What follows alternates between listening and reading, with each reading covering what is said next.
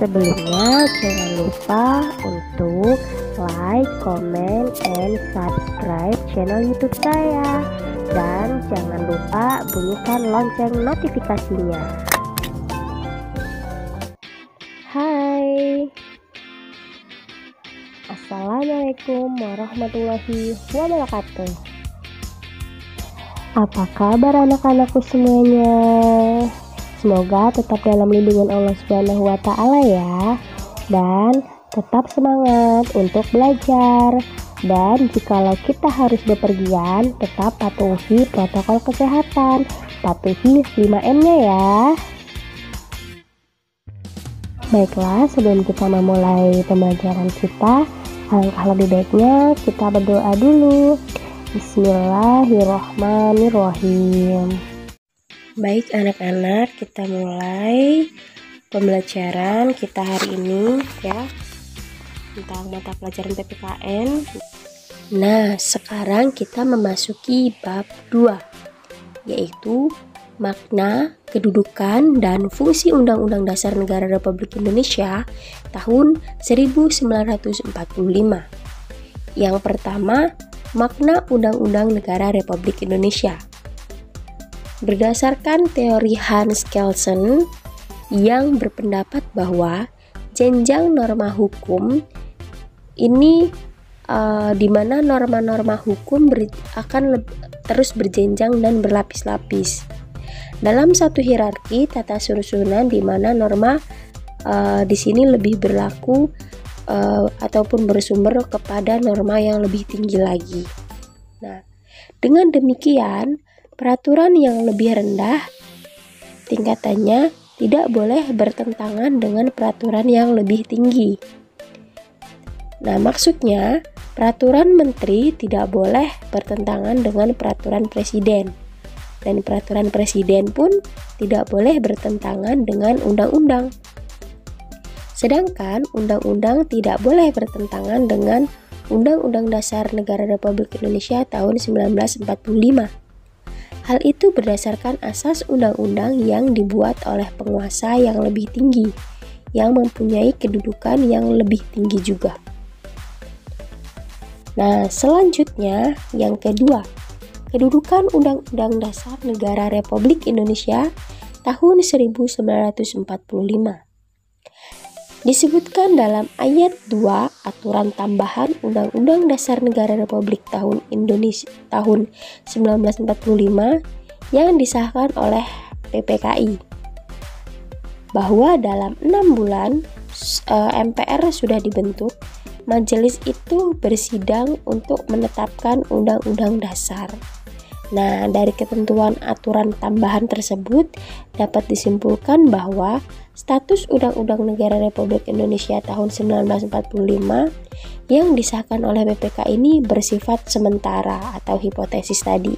Nah, hal ini disebabkan karena suasana politik pada saat itu belum memungkinkan untuk disusunnya undang-undang yang tetap, sebagaimana rencana pembuatan Undang-Undang Dasar 1945 setelah MPR terbentuk dan sesuai pasal 3 Undang-Undang Negara Republik Indonesia tahun 1945, maka MPR bertugas untuk menetapkan undang-undang.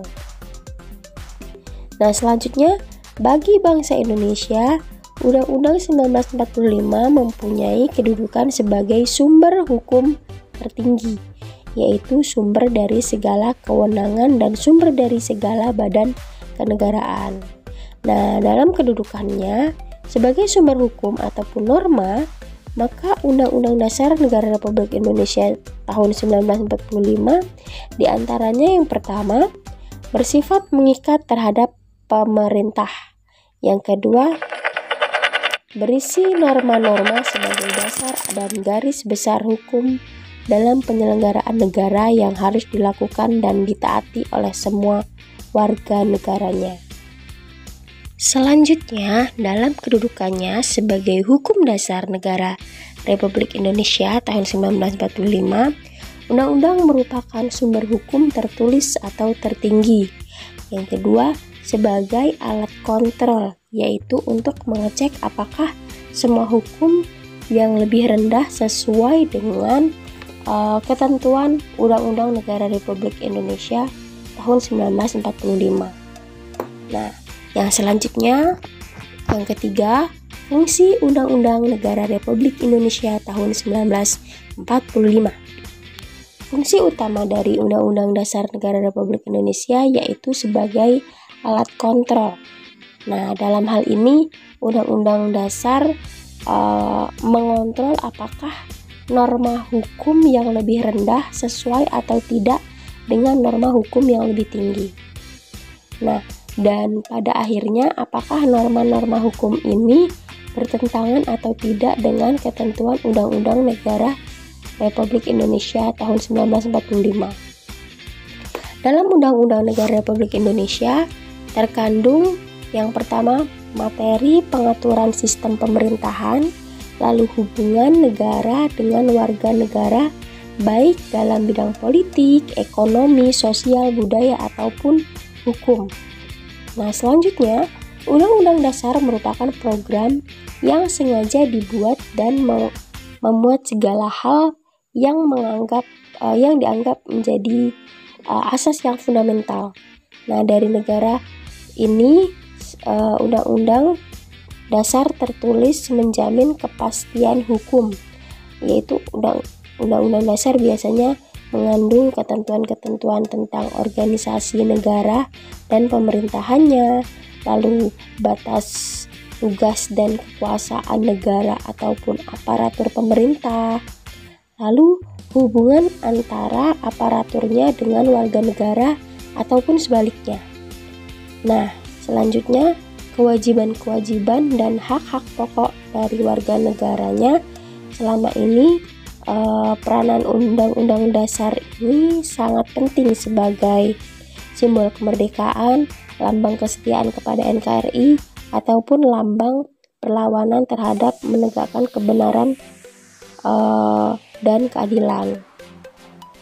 Selanjutnya, Undang-Undang Dasar Negara Republik Indonesia tahun 1945 merupakan hukum dasar tertulis dan sumber tertib hukum yang tertinggi dalam negara Indonesia yang memuat mengenai HAM atau hak asasi manusia dan hak dan kewajiban warga negara, lalu pelaksanaan dan penegakan kedaulatan negara, serta pembagian kekuasaan negara. Nah, yang terakhir, wilayah negara dan pembagian daerah, kewenangan dan kependudukan, keuangan negara. Mungkin pembelajaran hari ini cukupkan sampai di sini. Kita lanjutkan lagi di pertemuan selanjutnya pada minggu yang akan datang. Dan pesan ibu, selalu jaga kesehatan, tetap semangat walaupun kita sedang PJJ dan pembelajaran kita laksanakan secara daring, tapi jangan menutup kemungkinan kalau kita akan tetap terus bisa belajar. Jadi tetap semangat